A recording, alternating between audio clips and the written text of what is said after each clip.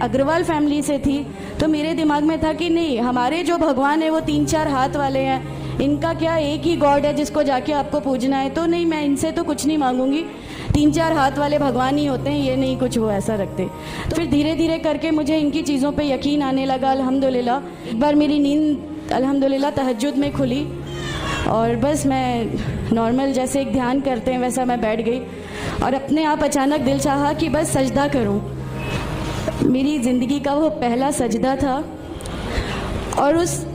بہت لمبا سجدہ تھا، اور اس سجدے میں نے میرے رب سے کیا کیا مانگ لیا مجھے بھی نہیں یاد ہے، اور اس سمے مجھے ایسا فیل ہو رہا تھا جیسے اللہ تعالیٰ خود مجھ سے بات کر رہا ہے، اللہ میرے سوالوں کا جواب خود دے رہا ہے الحمدللہ۔ بس اس کے بعد تو ایسا لگا کہ نہیں، اسلام حق ہے اور اسلام پہ ہی چلنا ہے، تو الحمدللہ میں نے کلمہ پڑھ لیا الحمدللہ۔